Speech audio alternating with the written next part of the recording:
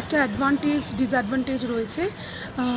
Prime minister অনেক দিন আগে থেকেই কাগজে আমরা নোটিফিকেশন পাচ্ছি যে এই ধরনের যাদের ব্ল্যাক মানি আছে তাদের উদ্দেশ্যে, তো সেটা মানুষ অ্যাওয়্যার হয়নি।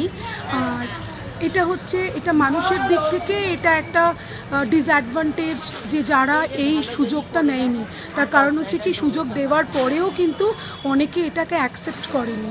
নাম্বার 1। নাম্বার 2 হচ্ছে সেটা হচ্ছে যে যাদের কালো টাকা রয়েছে সেই কালো টাকাটা যদি তারা এইভাবে রেখে দেয় তাহলে কি হচ্ছে যে আমাদের এখানে মার্কেটে আসছে না, আর হচ্ছে কি তাহলে তাদের এটা বাড়তেই থাকছে। আর মেন সেটা হচ্ছে কি যে ডিসঅ্যাডভান্টেজেস বলতে সেটা হচ্ছে আমার একজন রিলেটিভ, তাকে কেমো দেওয়া হচ্ছে, তার সবাই আউট অফ স্টেশন থাকে, মেয়ে ছেলে সব বাইরে পড়ে, হাজব্যান্ড মারা গেছে। তো আমার বাড়িও এইখানে, আমাকে অনেক দূর ট্রাভেল করে ব্যারাকপুরে ভদ্রমহিলা থাকে, আমার খুব ক্লোজ রিলেটিভ। আমরা তাকে দেখভাল করতে যেতে রেগুলার পাচ্ছি না, অথচ তাকে রেগুলার কেমো দিতে হচ্ছে।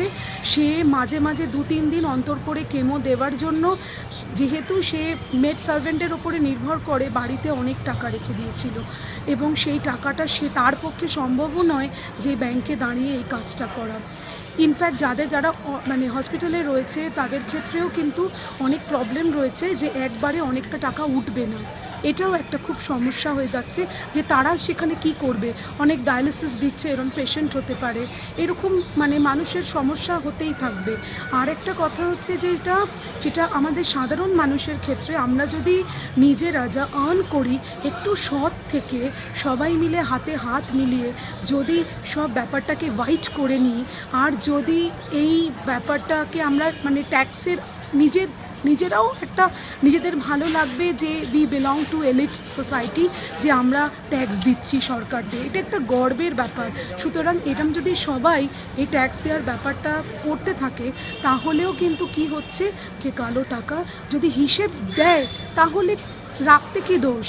আমি যদি যা টাকা আর্ন করি সেটা যদি আমি ট্যাক্স দিই তাহলে তো আমি ব্যাংকে ইজিলি টাকা জমা দিতে পারি, তাই না? কিন্তু যদি আমি ব্যাংকে টাকা, ওইটার জন্যই ভয় পাচ্ছি, যদি আমি ট্যাক্স দিই না, আমি যদি ট্যাক্স না দিই তাহলে কি হচ্ছে, তাহলে আমার অটোমেটিক্যালি আমার ভয় করবে যে টাকাটা আমি কি করব। সুতরাং আমার কাছে একটা সাধারণ মানে নাগরিক হিসেবে আবেদন, সবাই যদি নিজে সেফ থেকে যদি সুষ্ঠুভাবে দেশকে হাত মিলিয়ে নিয়ে যায় তাহলে কালো টাকা আসাও বন্ধ হবে, যাওয়াও বন্ধ হবে।